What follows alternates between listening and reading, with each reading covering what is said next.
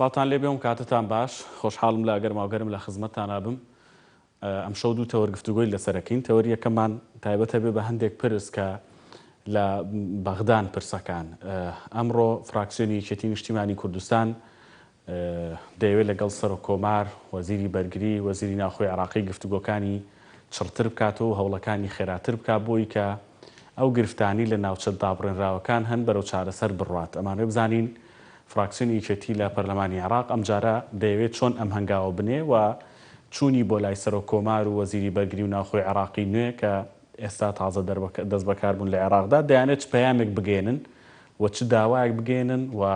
چی دەست بخەن بۆ ناوچە دابڕێنراوەکان لای هەمووتان ئاشکرایە لە قۆناغەکانی ڕابردوودا لە ساڵانی ڕابردوودا یعنی بەجددی وەزعی ئەو ناوچانە دۆخی ئەو ناوچانە دۆخێکی لەبار نەبووە و بە تایبەتی کوردەکانی ئەو ناوچانە لە بارودۆخێکی خراپدان و هێرشی یەک لە دوای یەک و لە ناکاوی داعشەیە بۆ ناوچانە و باخی خەڵک و زەویزاری خەڵک و دەغڵودانی خەڵک دەسووتێنرێت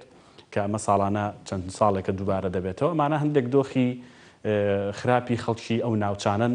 کە دەخوازێ هەوڵی جددیتر و خێراتر هەبێ نەک تەنها لە لای فراکسیۆنی یەکێتیەوە کە ئەوان دەستیان پێ کردووە دەکرا هەموو فراکسیۆنە کوردیەکان بەیەکەوە ئەم هەنگاوە بنێن ئەمە بەشێکی قسەکان دەبێ بەشێکی تریشی یعنی ئێستا بەجددی خەڵک یعنی وەزعی خراپە دۆخی دارایی خەڵک خراپە و موچەخۆران دەستیان لەسەر دڵیانە چاوەڕێ دەکەن ئەگەرچی یعنی لە درەنگ وەختی شایە بەڵام وەجبەیەکی دیکە چەند وەزارەتێکی دیکە سبەی نێو دوو سبەی موچە وەردەگرن بەر لە جەژن بەڵام هێشتا ژمارەیەکی دیکە لە وەزارەت و دەستە ماون کە موچیان وەرنەگرتووە دەمانێت بزانین دوایین هەوڵەکان لە بەغداوە و دوایین قسەکان لە بەغداوە بۆ ڕێکەوتنی هەرێم و بەغدا و ئایا دۆخی دارایی بەغدا ئێستا ئەوە دەگەیەنێ یان ئەوە دەخوازێ یان دەتوانێ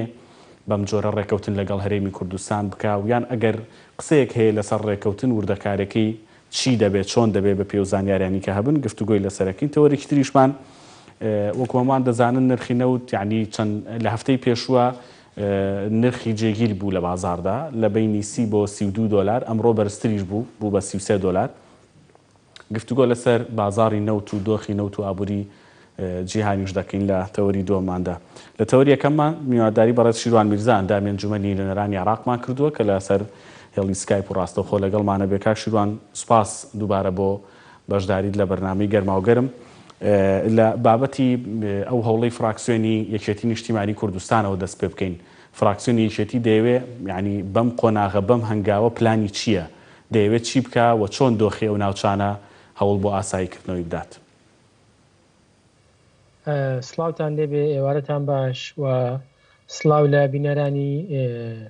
گەلی کوردستان زۆر سپاس فراکسیۆنی یەکێتی نیشتیمانی کوردستان بە هەستکردن بە بەرپرسیارەتێکی گەورە بەرامبەر ئەو ناوچانەی کە ناوچەی دابڕێنراون یان ناوچەی کوردستانەکانی دەرەوەی ئیدارەی هەرێمن یان ناوچەی جێناکۆکن هەر ناوێکی لێ بنین حەست بە بەرپرسیارەتێکی گەورە دەکات بۆیە بە دڵنیاییەوە لە دوای ئەو سەرهەڵدانەوەی هەندێک جموجۆڵی داعش لە هەندێک ناوچە و زەرەرزیان گەیاندن بە هاونیشتیمانیانی بێتاوان و زەرەرزیان گەیاندن بە دەغڵودان و ڕەزوباخی جوتیاران و خەڵکی ئەم ناوچانە ئێستا پێویستێکی گەورەیە کە هەماهەنگی زیاتر لە نێوان هەرێم و بەغدا هەبێ ئەم هەنگاوە پێویستی بە جوڵەیەک هەبوو یەکێتی نیشتیمانی کوردستان و فراکسیۆنی یەکێتی لە بەغدا هەستیان بە زەڕورەتی ئەم هەنگاوە کرد بۆیە دوێنێ سەردانی پارێزگای دیالەیان کردووە و لەگەڵ بەڕێز پارێزگاری دیالە دانیشتوون تەواوی گفتوگۆی ئەم بارودۆخەیان کردووە و بەپێی زانیاری ئێمە بەڕێز پارێزگاری دیالە زۆر هاوکار بووە لەگەڵیان و ئەمڕۆ هەر ڕاستەوخۆ دوای ئەوەی کەوە بنەوەی دوێنێ ڕاستەخۆ بەرەو بەغدا بەڕێکەوتوون و لەوێ ئەمڕۆ لە لای بەڕێز سەرۆک کۆمار بە ئامادەبوونی هەردوو وەزیری ناوخۆ وەزیری بەرگری عێراق و پارێزگاری دیالە جارێکی دیکە دانیشتن کراوە و قسە لەسەر ئەوە کراوە کە چۆن ئەمنیەتی ئەم ناوچانە بپارێزرێ و چۆن جموجۆڵەکانی داعش بەری پێ بگیرێ و نەهێڵدرێ لە هەمان کاتدا دڵنیایی بدرێتە جوتیارانی ئەو ناوچانە نەک تەنیا جوتیارە کوردەکان بەڵکو جوتیارە تورکمان و عەرەب و ڕەسەن و هەموو ئەوانەی کە لەوێن زەرمەند بوون جارێک کە دڵنیایان بدرێتێک کە دەبێت دەغڵودانیان پارێزراو بێ و سەرماڵیان پارێزراو بێ ئەم هەنگاوە یەکێتی نیشتیمانی کوردستان لەو سۆنگەیەوە هاتووە. باشە هیچ وەڵامێک دەستکەوتووە بۆ فراکسیۆنی یەکێتی ینی ئەوەندەی زانیاریت هەبێ سەر کۆمار چ وەزیرانی بەرگری و ناوخۆ هیچ بەڵێنێکیان داوە کە بە زووی ئەم گرفتانە چارەسەر بکەن چکۆکو خۆت دەزانی ئەمە ساڵانە دووبارە دەبێتەوە و گرفتەکانیش لە وردەوە بۆ گەورە بەردەوام هەن لەو ناوچانە. طبعا ئێمە 4 هەڤاڵی بەڕێز لە سەرۆکی فراکسیۆن و ئەندامانی فراکسیۆنی یەکێتی و کە هەر چواریشان لە هەمان کاتدا ئەندامی سەرکردایەتی یەکێتی نیشتیمانی کوردستان ینی لە کادیرە هەرە باشەکانی یەکێتی هەستاون بەم ئەرکە و ئەوەی کە بە کوزانیاری پێمان گەیشت و ئەوەیە کە بڕیار دراوە بەم زوانە وەفدی سەربازی لە بەغداوە سەردانی هەرێمی کوردستان بکە و کۆمەڵێک گفتوگۆ و قسە پێشتر کرابوو لەسەر هەماهەنگی زیاتری نێوان هێزەکانی پێشمەرگە لە هەرێمی کوردستان و هێزە ئەمنیەکانی عێراق جاچە سوپا بێت شورتە ئیتیحادی بێ جارێکی دیکە ئەم هەفتەکە دێتە بەغدا یا عەفو دێتە هەرێمی کوردستان لە بەغداوە قسە لەسەر زیندووکردنەوەی یان با بڵێن بەرەوە پێشبردننی ئەم لێک تێگەشتن و ڕێکەوتنانە دەکرێت و لە ڕاستیدا وەکو باسمان کرد ئەم ناوچانە پێویستی بە هەماهەنگی زیاتری نێوان هێزی پێشمەرگە و سوپای عێراقی و هێزە عێراقیەکان هەیە بۆ ئەوەی نەبنە جارێکی دیکە مۆڵگەی زیندووبوونەوە و پەیدابوونەوەی گروپە تیرۆریستەکانی داعش. باشە کاک شیروان لە هەرێمی کوردستانەوە بۆ ئەو دۆخە دەکرێت چۆن هەنگاو بنرێ یان ئەم یەکلایەنە مامەڵەکردنی فراکسیۆنی یەکێتی کە جێک دەستخۆشیە بەڕاستی بەڵام نەدەکرا فراوانتر بێ و یعنی ئەمە ببێ بە بابەتێکی کوردیانە و لە هەرێمی کوردستانەوە تونتر و یەکڕیستر مامەڵی لەسەر بکرێ؟ تەسەوەر ناکەم ئەمە ڕاستە فراکسیۆنی یەکێتی نیشتیمانی کوردستان پێی هەستاوە بەڵام ببێتە هۆی نیگەرانی یان ئامادە نەبوونی هاوکاری لەلایەن فراکسیۆنەکانی ترەوە. پێمان هەموو فراکسیۆنە کوردستانەکان بە یەکدەنجی پشتیوانی لەم هەوڵی فراکسیۆنی یەکێتی نیشتیمانی کوردستان دەکەن و جاری تریش هەوڵی بەیەکەوەیش هەبووە لە نێوان فراکسیۆنە کوردستانەکان بە تایبەتی بۆ ئەم دۆخەی کە دۆخەکی نەخوازراوە بۆ هەمومان جێگای نیگەرانیە بە دڵنیاییەوە دەبێت مایەی پشتگیری هەموو فراکسیۆنەکانی تر و هەرێمی کوردستانیش زیاتر لە جارێک لە بەرپرسانی وەزارەتی پێشمەرگە ئەمێنداری وەزارەتی پێشمەرگە بەڕێز وەزیری پێشمەرگە بەرپرسانی حکوومەت زیاتر لە جارێک ڕای گەیاندووە کە ئەوان ئامادەییان تێدایە بۆ هاوکاریکردنی سوپای عێراقی گەڕانەوەی پێشمەرگە بۆ ئەو ناوچانە بۆ ڕێگەگرتن لە گروپە تیرۆریستەکانی داعش. بۆیە پێم وایە گرفتەکە لە هەرێمی کوردستانەوە نییە لەم بوارەیەدا. هەرێمی کوردستان وەزارەتی پێشمەرگە حکوومەتی هەرێم ئامادەیی هەیە هاوکاری سوپای عێراق و هێزە عێراقیەکان بکات لەو ناوچانە. ئێمە دەمێکە داوا دەکەین مەلەفی ئەم ناوچانە بە تایبەتی لە ڕووی ئەمنیەوە دەبێت بە هاوبەشی ئیدارە بدرێن بە هاوبەشی بەڕێوە ببرێن تاکلایەنە هەم لەوانەیە زەرێکی زۆر بگەێنێ بە سوپای عێراق و هەم ئەنجامێکی ئەو تۆشی نابێت. بەڵام ئەگەر بێت و لە ڕووی هەواڵگریەوە لە ڕووی دەرچوون و چێوماڵکردنی ئەم ناوچانە ئەگەر بە هاوبەشی و هەماهەنگی بێ لە نێوان هێزی پێشمەرگە و هێزە عێراقیەکاندا بە دڵنیاییەوە ئەنجامی باشتر دەبێ و لە ڕاستیە دەبێتە هۆی جێگەی دڵخۆشی بۆ خەڵکی ناوچەکەش بە تەواوی پێکهاتەکانیەوە. یعنی هەمومان دەزانین ئەو کاتێک کە هێزی پێشمەرگەی کوردستان لەگەڵ سوپای عێراق بەیەکەوە ڕوبەڕووی تیرۆریستێکدارانی تیرۆریستی داعش بوونەوە چه ئەنجامێکی باش و دڵخۆشکەری هەبوو. بە پێچەوانەوە کەلێن لە نێوان هێزی پێشمەرگە و سوپای عێراقی دەبێتە هۆی دروستبوونی کەلێنێکی زیاتر بۆ پەیدابوونەوەی یان با بڵێن فراوانبوونی جموجۆڵی چەکدارانی تیرۆریستی داعش. باشە کاک شیروان دواپرسیارم لەسەر و بابەتە ئەم گفتوگویانە تا چەند دانانی پارێزگارێک بۆ کەرکووک دەگرێتەوە بە تایبەتی لە پشکی کوردی یەکێتی نیشتیمانی کوردستان قسە لەسەر و بابەتە دەکرێت یان ئەوە پێویستی بە وردەکاری زیاتر و وەکو دەوترێ دانوستانی زیاترە لەگەڵ بەغدا. لە ڕاستیدا دانانی پارێزگارێکی تەواو با بڵێن یان با بڵێن خاوەن سەلاحێت نەک بە وەکالەتەوەی کە ئێستا هەیە. بۆ کەرکووک داواکاری تەنها کورد نییە بەڵکو داواکاری تورکمانەکانیشە و داواکاری بەشێکی زۆر لە عەرەبی ڕەسەنی ئەو ناوچەیە و دەبێتە هۆی یەکلاکردنەوەی کۆمەڵێک کێشە و گرفتی گەورەکە لە 2007ەوە لەم ناوچەیە هەیە بەتایبەتی لە ناو شاری کەرکووک. بۆیە داواکاری یەکێتی نیشتیمانی کوردستان و بە داواکاری کوردستانیانیش بەگشتی ئەوەیە کە ئەم مەلەفە بە زوویی کۆتایی پێبێ. بەداخەوە لەگەڵ حکوومەتەکەی بەڕێز عادل عەبدولمەهدی زۆر هەوڵماندا بەتایبەتی هەواڵانمان لە کەرکووک زیاد لە جارێک لەگەڵ سەرۆک وەزیران و لەگەڵ وەزیری ناوخۆ لەگەڵ هەموو ئەو کەسولانانەی کە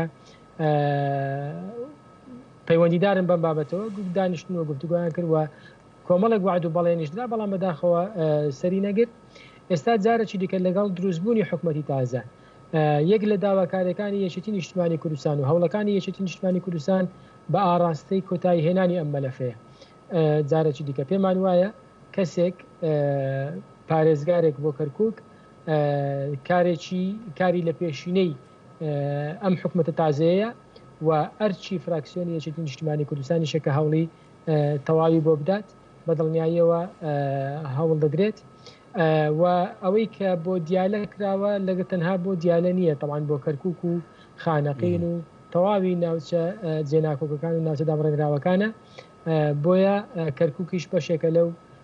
ئەجندای ئەو ئیشانەی فراکسیۆنی یەکێتی نیشتیمانی کوردستان. زۆر باش کاک شیروان بچینە سەر بابەتی گفتوگۆکانی نێوان هەرێم و بەغدا. چەند ڕۆژێک بەر لە ئێستا هەر بەڕێستان ڕاتانگەیان کە یعنی بەغدا ئامادەی و داوای کردووە کە وەفدێکی دیکەی هەرێمی کوردستان سەردانی بەغدا بکە بۆ گفتوگۆی زیاتر لەسەر پرسی نەوت و بابەتی بودجە و موچەی هاوڵاتیانی هەرێمی کوردستان و لە دوای ئەو قسەی جەنابیشتەوە وەزیری دارایی عێراق باسی ئەوەی کردبوو کە ئەو ئامادەیە یعنی ئەو ئامادە نییە کە خەڵکی هەرێمی کوردستان و موچەخۆرانی هەرێمی کوردستان برسی بکات بەڵام دەبێت گفتوگۆ بکەن. ئێستا لە چ قۆناغێکدان گفتوگۆکان ئایا وەفدی هەرێم دەگەڕێنەوە بۆ بەغدا ئایا بەغدا ئامادەی ئەوەی تایە کە ئەم کێشەیە لەگەڵ هەرێمی کوردستان چارەسەر بکات؟ لە ڕاستیدا ئەم بابەتە طبعاً زۆر درێژەی کێشە و وەفدی هەرێمی کوردستان لە دوای گەڕانەوەیان کۆمەڵێک ڕاستپاردەیاندا بوو بە حکوومەتی عێراقی و چاوەڕێی وەڵامی ئەوان بوون. چەند ڕۆژێک پێش ئێستا لە ڕاستیدا تەنهاەوە مابوو کە کاتی گەڕانەوەی وەفدەکە دیاری بکرێت بەڵام دیارە تا ئێستا کاتەکە دیاری نەکراوە بەهۆی نزیک بوونەوەی پشوەکانی جەژنە لە بەغدا حاڵەتی توشبوون بە کۆرۆنا زۆر زیاد بووە وەزعی صحی تەواو نییە احتیمالی هێزارێکی دیکە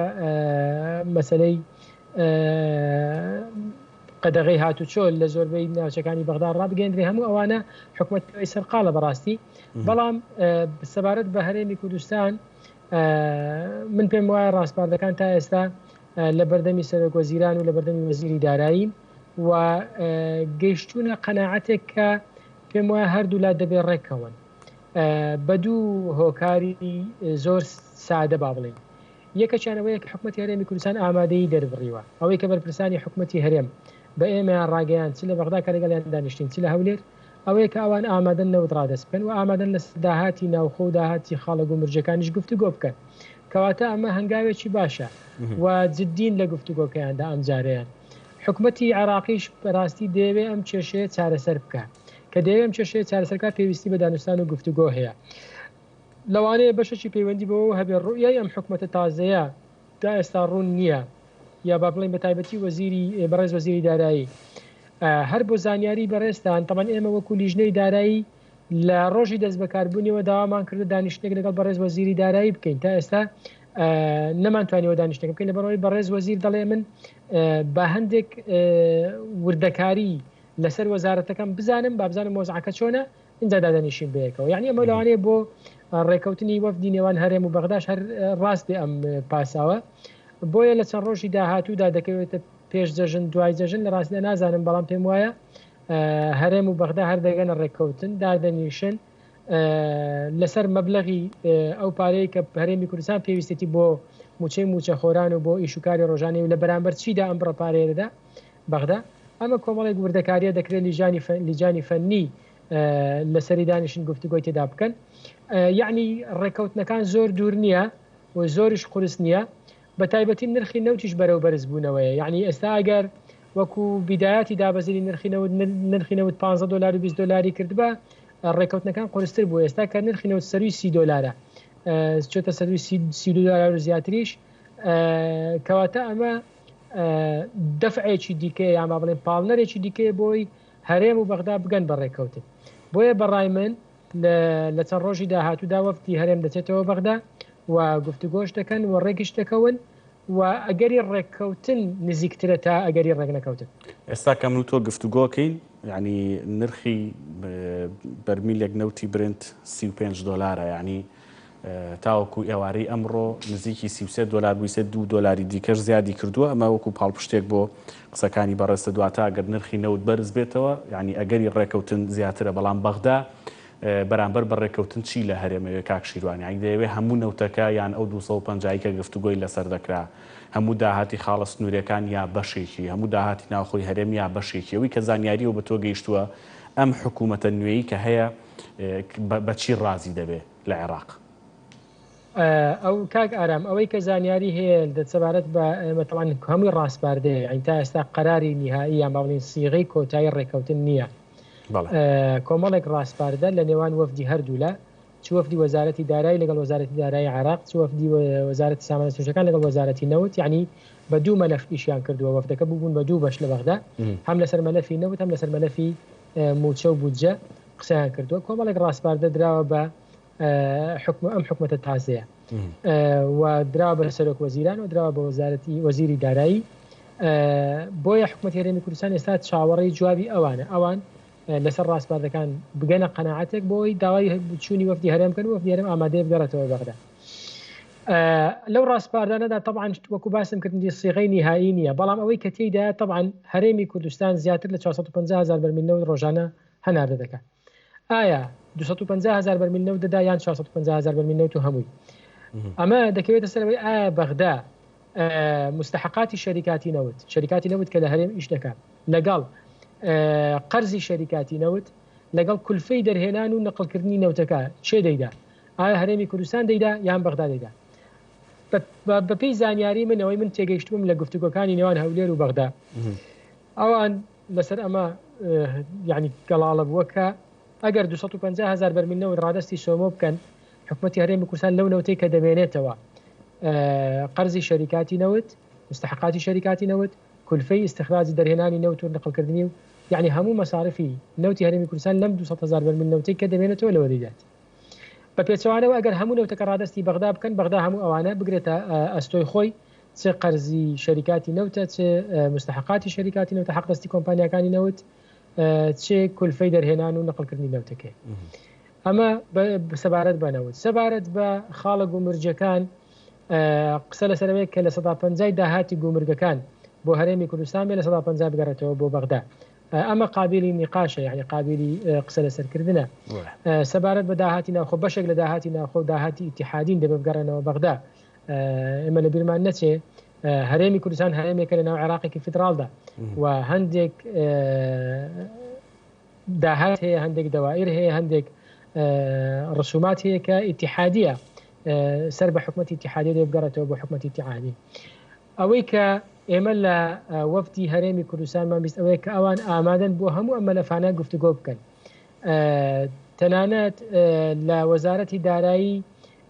خەڵکی فەنیان هێنابوو لە هەموو ئەم بوارانە، چ لەسەر گۆمرگەکان، چ لەسەر باج، چ لەسەر داهاتی غێرنەوتی، هەر هەمووی ئامادەن گفتوگۆ لەگەڵ بەغدا بکەن و پێم وایە ئەم نیەتە لە کۆتاییدا دەگات بە ڕێکەوتن و بە قازانجی خەڵکی کوردستان تەواو دەبێت. بیرمان نەچێ ئەمڕۆ ڕێکەوتن لەگەڵ بەغدا یعنی خیاری یان باڵی هەڵبژاردەی بەردەم حکومەتی هەرێمی کوردستان باشترینیان ڕێکەوتنە لەگەڵ بەغدا. باشە کاکشیروان ببوورە دەست بڕم قسەکانت تاو بکە، بەڵام لەگەڵ ئەوەشدا یعنی هەندێک قسە بڵاو دەکرێتەوە، هەندێک شت دەوترێت لەسەرەوەی کە ئەگەر ڕێکەوتنیش بکرێت ڕێکەوتنی کاتیە یان مانگانە ڕێکەوتن دەکرێت یان ڕێکەوتنەکە بۆ تەنها ئەم حکوومەتەیە. ئەمانە تا چەند قسەی لەسەر کراوە، ئەمانە ڕاستی هەیە یان ئەوەی کە باس کراوە تەنها میکانیزم و لایەنە تەکنیکیەکەی نەک مودەی ڕێکەوتنەکە؟ مدەی ڕێکەوتنەکە دەکەوێتە سەر ئەوەی ئایا موازنە لە عێراق چەندە. طبعا بیرمان نەچێ ئێمە لە کۆتایی ساڵی 2009 کاتێک بودجەی 2020 عێراق ئامادە دەکرا، وەفدی حکوومەتی هەرێمی کوردستان هاتە ڕێکەوتنێکی باشیان کرد، ڕێکەوتنێکی زۆر باشیان کرد لەگەڵ حکوومەتەکەی بەرز عادل عەبدولمەجید. بەڵام ڕێکەوتنەکە بەشێک بوو لە موازنەی 2020 کە لە کۆتاییدا موازنەیە نەهاتە پەرلەمان. ئێستاش دەکەوێتە سەر ئەوەی ئایا ئەم حکوومەتە بودجەیەکی مانگانە دەنێرە بۆ پەرلەمان یان یاسای موازنە بۆ ساڵێک بۆ 6 مانگی کە ماوەدا دەنێ، یان یاسایەکی کاتی دادنێ بۆ تاو کاتەی نسعرینەوەی گۆڕانکاری بەسەردادێ. من پێم وایە ڕێکەوتنی نێوان هەرێم و بەغدا کاتەکەی دەکەوێتە سەر ئەوە. طبعاً لەوانەیە ئەگەر یاسای کۆمەڵێک یاسا هەیە ئەم یاسایانە لەم خولەی پەرلەمان تێنەپەڕێنرێن یا هەموو ڕێکەوتنەکان کاتی دەبن، لەوانەیە هەر لەگەڵ حکوومەتە بتوانین ڕێکەوتنە بکەین. پێویستمان بە دەرکردنی یاسای نەوتوغاز هەیە، بۆی کێشەی نەوتوغاز لەگەڵ لە نێوان هەرێم و بەغدا بەشی زۆری بەرەو چارەسەر بڕوا. پێویستمان بە یاسای تەوزیعی وارداتی دەوڵەت هەیە، تەوزیعی وارداتی دەوڵەت بە شێوەیەکی عادلانە بە پێی ئەوەی کە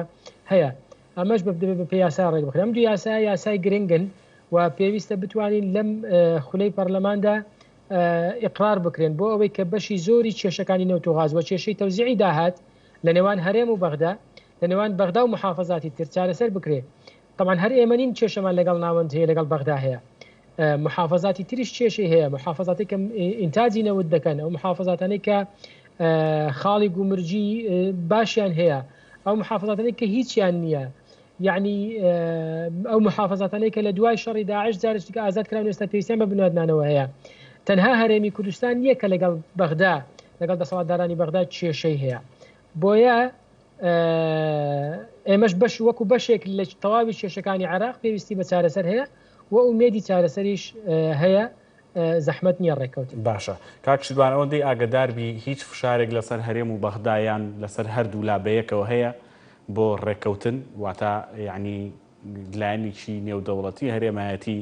وەکو باز دەکرێت دەستی خێر بێ بۆ ڕێکەوتن لە نێوان هەولێر و بەغدا؟ طبعا بە تەجروبەی ڕابردووش یعنی بەشێک لە دۆستەکانی عێراق ئەوانەی کە دۆستی عێراق و لە هەمان کاتە دۆستی هەرێمی کوردستانیشن یان تەنانەت قازانجیان لەوەدا ئێستقرار لە عێراق هەبێ، زۆر جار یان با بڵێن بەردەوام تەشجیعی ئەویان کردووە کە نێوانی هەرێم و بەغدا باش ببێ. لە ڕاستەوە خۆ نەمزانیوە مەسەلەن لایەنێک یان دەوڵەتێک یان کەسێک تەدەخولی کردبێ، بەڵام بە شێوەیەکی گشتی بەڵێ سەفارەتی دەوڵەتەکانی دنیا و خەڵکی باش لە نێوان هەردوولادا قسەی خێر هەیە و هەوڵی جددیش هەیە بۆ لێک نزیکردنەوەیان. وەکو باسیشم کرد لە ڕاستیدا تەنها ماوەتەوە دانیشن بەیەکەوە دەنا ڕێکەوتن زۆر دوور نییە. باش فراکسیۆنە کوردیەکان لە پەرلەمانی عێراق هەوڵتان نییە سەردانێکی مستەفا کازمی بکەن و لی تێبگەن ئەوەندەی کە بزانن یعنی ئەو ڕەئی چۆنە و بەپی ئەو بڕگانی کە هەن لە گفتوگۆ فەنیەکانی نێوان هەردوو لایە قسەی مستەفا کازمی چۆنە؟ ئێمە چاوەڕێی ئەوە دەکەین کە بۆ تەکمیلی کابینەی وەزاریەکەی بەڕێز مستەفا کازمی کە حەوت وەزارەتی ماوە بگەڕێنەوە بەغدا و بیرمان نەچێت لەم وەزارەتانە دوو وەزارەتی کووردە بە دڵنیاییەوە کاتێک کە دەچینەوە بەغدا ئێمە بەردەوام دەڵین پێنج مەلەفی گەرممان لەگەڵ بەغدا هەیە. ئەم مەلەفانە دەبێت لە ڕاستیدا لەگەڵ بەڕێز مستەفا کازمیش باسی بکەین، بزانین ئایا ڕۆیای ئەم حکوومەتە تازەیە وەزیرەکانی بۆ خۆی لەسەر ئەم مەلەفانە چۆنە. ئێستا بە نمونە ئیش لەسەر ئیدارەدانی ناوچەدا بڕێدراوەکان دەکرێت کە لە مەلەفە گەورمەکان مەسەلەی ئیستحقاقی جوتیاران، پارەی گەنمی جوتیاران و وەرگرتنی گەنم و جۆی جوتیاران بۆ ئەم ساڵ چۆن دەبێت و پارەی 2014 و 2016 کە تا ئێستا لەلایەن حکوومەتی عێراقیەوە نەدراوە و کێشەی هەیە، مەسەلەی مەلەفی پێشمەرگە و مستحقاتی پێشمەرگە، نەوت و غاز، مەسەلەی بودجە و موچەی خەڵکی کوردستان، مەسەلەی یەکلاکردنەوەی پارێزگاری کەرکووک، قایم و شەنگال و کۆمەڵێک مەلەفی دیکە لە مووسڵ و لە کەرکووک و لە خانەقین و لە شوێنەکانی تر هەیە کە پێویستیمان بە لە نزیکەوە دانیشتن لەگەڵ هەم بەڕێز مستەفا کازمی هەم وەزیرە پەیوەندیدارەکانی حکوومەتی عێراقی هەیە و بیرمان نەچێت تەنانەت بەنیازین لەسەر مەسەلەی ئارد و بەشە خۆراکی ماگانە جارێک دیکە لەگەڵ بەڕێز وەزیری تیجارەشدا بنیشینەوە بزانین کە خەڵکەکی زۆر گلەیی هەم لە کوالێتەکەی هەم لە بڕەکەی هەیە بابزانین هەموو ئەوانەی کە پەیوەندیان بە بەغداوە هەیە ئێمە بۆیە لە بەغدای و نوێنەری خەڵکی کوردستانین هەر شتێک هەمی هاوڵاتیان و خەمی هاوڵاتیان بێ بە دڵنیایەوە لە بەغدا خەمی ئێمەیە و بە دۆداچوونی جدی دەکەن زۆر بە کورتی کات دیاری کراوە بۆی ئەو حوت وەزارەتە کازمی پڕی بکاتەوە ناوەکان بەدەستی گەیشتووە یەکێتی ناوی خۆی و کەسایەتی خۆی یەکلا کردوەوە زۆر بە کورتی سوپاس دەکەم. سەبارەت بەوەی ناوەکان یەکلا بۆ تۆ یان نەبەرز مستەفا کازمی ڕایگەیاند کە پێش دەژن یەکلایەن دەکاتەوە بەڵام ئەمە دانوستانی لایەنە سیاسیەکانیشی دەوێت لە ڕاستیدا بۆیە بە تەوەقعی من تازە پێش دەژن ناتوانین بگەڕینەوە بۆ بەغدا و دەنگ لەسەر کابینێ بدەین بەڵام لەوانەیە بەڕێز مستەفا کازمی ناوەکان تەقدیم کا پێش دەژن دانیشتەکە بکرێتە دوای دەژن بە تەوەقعی خۆم تەوانەوە و بەسەبارەت بێچێتی نیشتیمانی کوردستان پێشتریش چەند ناوێکی داوە بە بەڕێز مستەفا کازمی بۆ کاندیدین بۆ وەزارەتی داد پێم وایە هەر لەسەر ئەو ناوانە ماوەتەوە بەڵام ئەوەی کە هەیە یەکێتی نیشتیمانی کوردستان وەزارەتی دەوێت پێم وایە کێشە لەسەر شەخص دروست ناکە و بەشێک دەبێت لە چارەسەر بەشێک نابێت. زۆر سپاس دەکەم بەڕێز شیروان میرزا ئەندامی ئەنجومەنی نوێنەرانی عێراق لە تەوەری یەکەم لەگەڵمان بووی پشوویەکی کورد وەرەگرین بە ڕێزان و ئەگەڕینە وڵاتان بۆ تەوەری دووەم.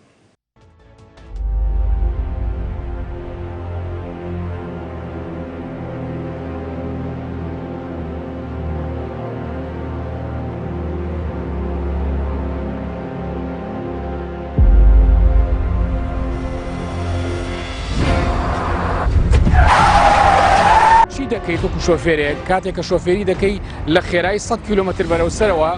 ئەگەر تووشی ڕووداوێک ببێ ڕووداوە چییە؟ بریتی بێ لە تەقینی تای ئۆتۆمبیلەکە.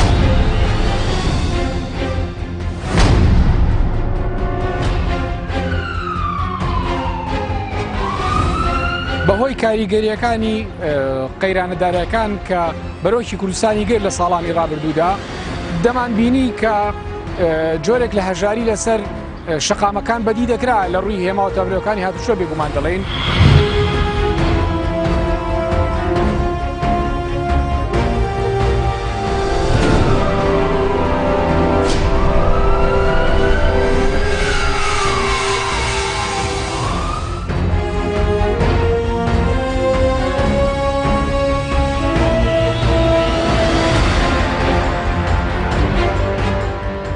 ئاشکرای لە هەمووان کە پەتایی کۆرۆنا سەرانسەری دنیای گردووەتەوانێ و هەموو سێکتەرەکانی گرتوێتەوە کاریگەری هەبووە لەسەر تاک بە تاکی هەموو مرۆڤێک هەبووە لەم جیهانەدا.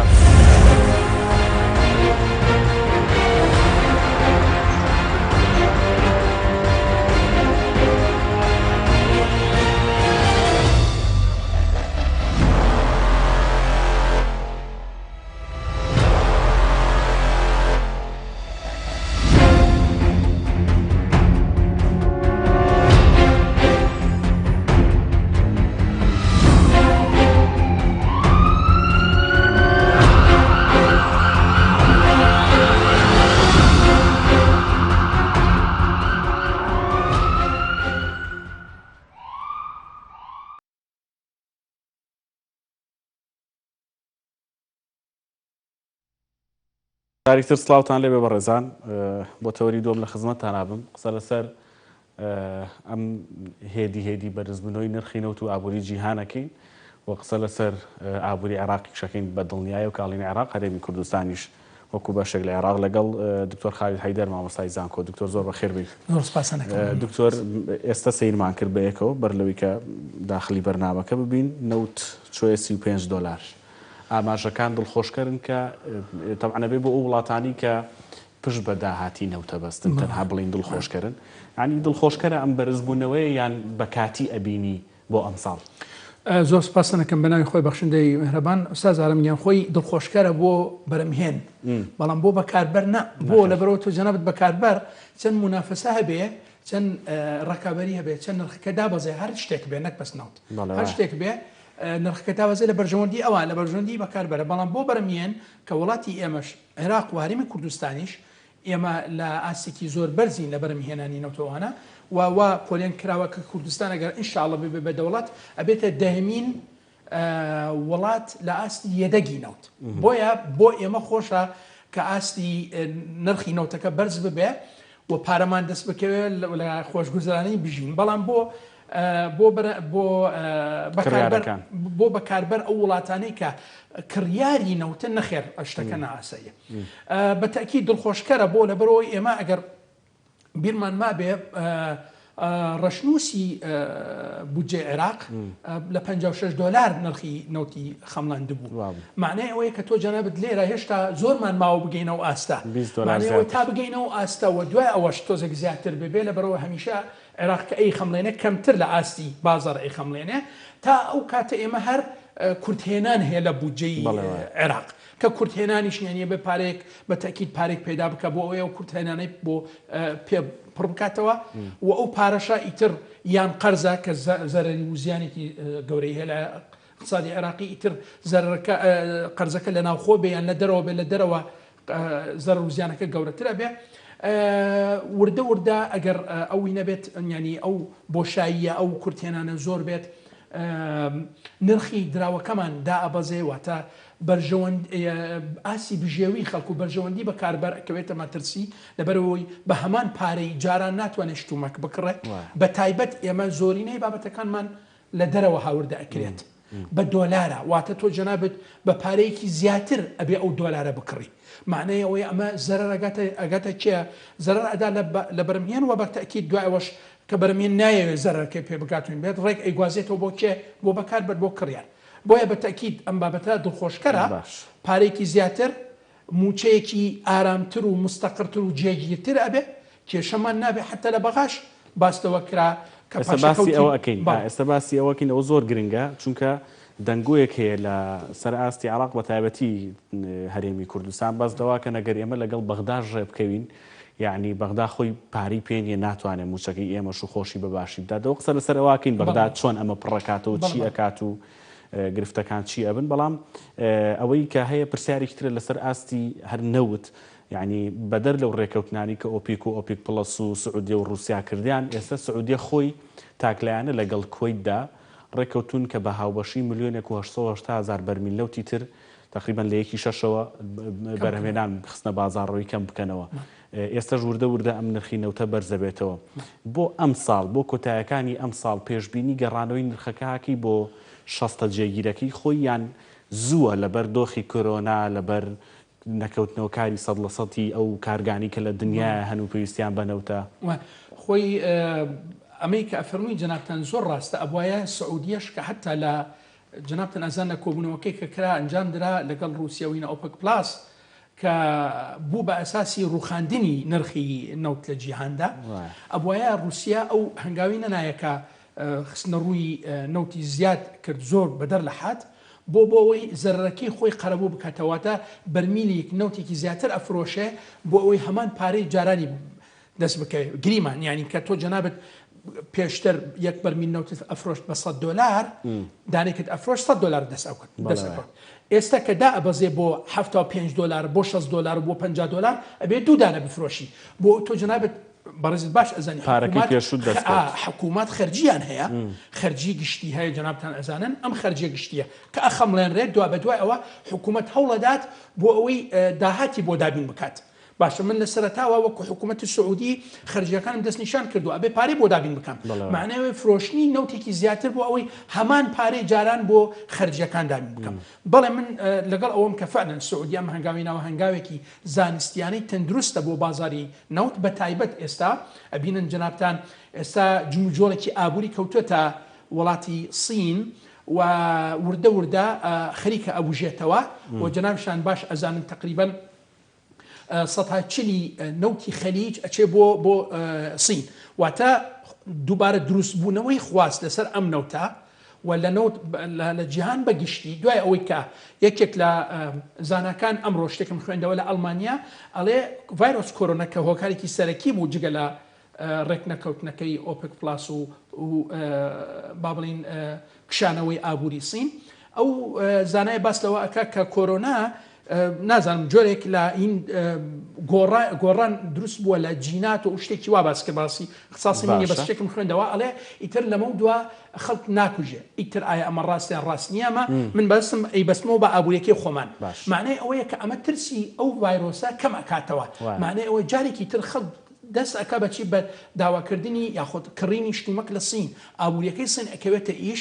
ئەبوژێتەوە جارێکی تر خواستە سەر ناو جارێکی تر وەکو هێزێکی زۆر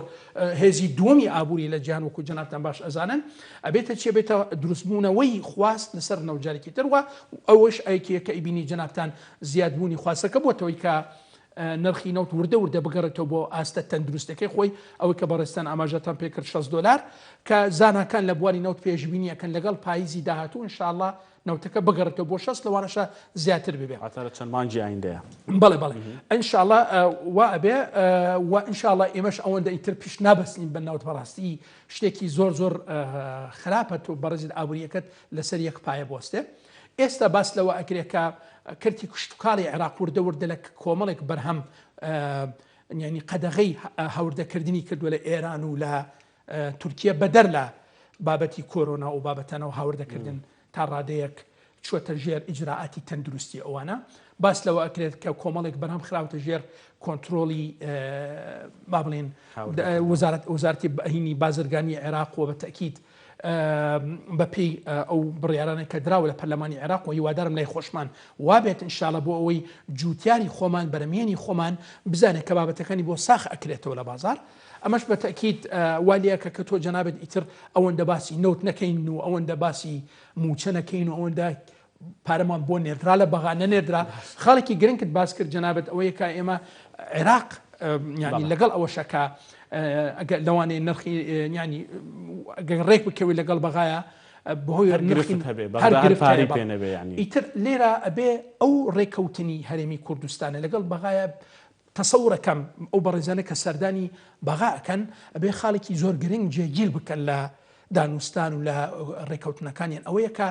حکوومەت هەرێمی کوردستان و ئابووری هەرێمی کوردستان تایبەت و گشتی حکومی و تایبەت بتوانێت لە ڕێگەی بەرهەمی خۆیەوە کە شت هەناردەکە داهاتەکەی بۆ خۆی بێ بۆ ئەوەی ینی بتوانێت وردە ئاسی بژێوی ژیان دابین بکات و لە ئاستێکی گونجاو بێ شا بێ بۆ هاوڵاتی ینی بەلاینی کەمەوە ئیتر ئەوەندە ئێمە باسی هەژاری نەکەین و ئێمە گەشتنە هێڵی هەژاری یاخود سەروی هێڵی هەژاری بەڕاستی لە 2020 لە وڵاتێک کە ئینشاڵەگە بووین بە وڵات دەیەمین پلەی یەدەگی نەوت و غاز و بابەتەنە بێ غازەکە زیاترە گوناحی مەباسی هەژاری و هێڵی هەژاری بکەین باشە دکتۆر ئەوەی کە هەیە لەسەر ئابووری جیهانی بەر لە بابەتی بڵاوبوونەوەی ڤایرۆسی کۆرۆنا ئەمریکا و چین یان ڕێکەوتن یان نزیک بوون لە ڕێکەوتنێکی ئابووری لە نێوان باشە ئیستا تێک چۆتەوە پرسیارەکە ئەوەیە یعنی بۆ دوای تێپەڕینی بەزمی کۆرۆنا و ڤایرۆسی کۆرۆنا پێشبینی چییە بۆ منافەسە ئابووریە لەسەر ئاستی نێودەوڵەتی ئوستازارم گەن خۆی یەک شت هەیە لێرە یعنی هەرچەند لەوانەیە هەندێک لە بەڕێزان ئابووری ناسان و پسپۆرانی تریش لە بوارەکانی بواری تەندروستی و بابەتانە بڵێن ئەمە شتێکە ینی شتێکی تەندروستیە وا ڕوون بکرێتەوە کە سەری هەڵداوە و منازم شتە بەس من وەکو خۆم تەسەوڕەکەم ئەمە ئەچێتە بواری شەڕێکی ئابووری سیاسی بۆ لەبەرەوە تۆ جەنابێت ئەوەی کە باسیەکە بەڕێستن ئەو ململانەی کە هەیە لە نێوان چین و ئەمریکا ئەمە سین ئەیەوێ لەم ڕێگەوە وا لە ئین بکە بازارەکە ئێستا هەمووی باس تەنها وەکو ئێستا بە جنەتەوازەکە باس سین و ئەمریکاکە باسی ئەو ململانەیەەکە تەسەوڕەکەم ئەو زەرورزیانەی کە بەری ئەمریکا کەوتووە زۆر زیاتر لەوەی کە بەری سین کەوتبێ تەنها لەو دابەزینی نرخی نەوت و ئەو بابەتانە وە پوکانەوەی ئابووری سین لەو بوارە لەو ماوەیەکی زۆر کورتە سین استیفادەی زیاتر لە سەروی $20 میلیارد کرد لەوەی کە خەڵک ترسا لە ئەوەی پشکی پیشەسازی هەبوو لە سینەوە هەمووی ئەوروپی و ئەمریکی خاون پشکەکان بوون هەمویان فرۆشت بۆ ئەوی نەجاتیان ببێ بۆ ترسان لەوەی کە دابەزە زیاتر ئەوانەی کە کڕیان کێبوون سینیەکان بوون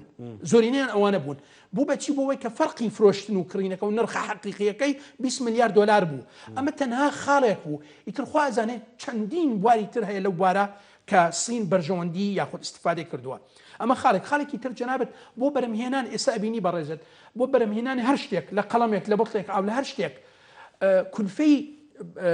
تێچووی بەرمهێنان یەکیە کە لەو بابەتە لە سین لەوانەیە بە سنتات بێ بەڵام جەنابەت هەمان بابەت بچین لە ئەمریکا دروستی بکەین بە دۆلارات ئەبێ معنای ئەوەیە کێ لێرە زەرەرەکی کەمترە بێ سین زەرەرەکی کەمترە بێ بۆ لەبەرەوەی کولفەی ئینتاجەکەی کەمترا ئەو پارێکە تیاچێ بۆ ئینتاجکردنەوەەکە کەمترە بێ بەڵام لە ئەمریکانە ئاستی بژێوی ژیان لە ئەمریکا و کولفی مەعیشەت لە ئەمریکا زۆر بەرزترە لەوەی کە لە سین هەیە لەوانەیە ئینسانێک لە سین بژی بە دۆلارات بەڵام لە ئەمریکا بە 100,000 دلار 2,000 دلار ئەمە شوالێکە دیسان جارێکی تر ئەمریکا چەند جارێک بیر بکاتەوە لەوەی کە لە داهاتوو چۆن تعامل بکە لەگەڵ سینە من لەگەڵ ئەوم کە ئەمریکا ئیتر شەڕ نەفرۆشێ بە سین لەگەڵ ئەوم کە ئەمریکا ئیتر تەسلیمی ئەو واقع بێ هەمیشە ینی تا هەمیشە یەکەم نابێ با سین یەکەم بێ بە نمونە یابان و ئەوەی تر مشکلە نییە چێ یەکەم بێ بەس ئەوەی کە مهم پلۆپایەکەی خۆی وەکو گرنگی لە نەخشەی جیهان لە دەست نەدات ئەمریکا. دکتۆر زۆر سپاس دەکەم شتێک ماوە نەمانوت بێ من سپاس دەکەم من لێرە یەک خاڵ ئەڵێم ئیتر ئەمانە بەسن بۆ وەکووانەکو دەرس بۆ ئێمە بۆ ئابووری هەرێمە کوردستان بۆ کەرتی گشتی کە ڕێگا بدە بە کەرتی تابەت بێتە پێشەوە بە تایبەت لە کشت و کاڵ من هەمیشە باسیەوەکەم ئەبێ شۆڕشی کشت و کاڵی ڕابگەینین واز بێنی لە هەموو بوارەکانی تروازێنان مەبەستمە نیە دەستبەرداروش نە ئاراستەی کشت و کاڵ ببین ئیتر واز بێنی لە هاوردەکردنی شتومەک لە ئێران و تورکیا پشت ببەستین بە ئیمکانیت و توانێت خۆمان انشاءالله. زۆر سپاس دەکەم دکتۆر زیاتر لە 10 ساڵە من کاری میدیایی یەکەم و لەگەڵ پسپۆڕەکان گفتوگۆکەم لە هەموو بوارەکانە بەڵام هەموو جارێکم قسەیە کراوە تکایە با یەک سەرچاوی داهاتمان نەبێ فرە سەرچاوە بین بەڵام دەردی کابراڵێ هەر تۆزە نەوت بەرزەبێتەوە هەر تۆزە پارەمان دەسەکەویتە بیرمانەچێتەوە ئەرکی سەرشانی حکوومەتی کابینی تازای حکوومەت ئەگەر کابینە بڵان تاز کابینی ئێستای حکوومەتی کوردستان ئەوەیە ئەم پلانە بۆ داهاتکردنەوەی بگۆڕێ. باشە سپاس دەکەم دکتۆر خالید حەیدەر مامۆستای زانکۆ زۆر سپاس بۆ هۆشکردنی نەربوون خواتان لەگەڵ.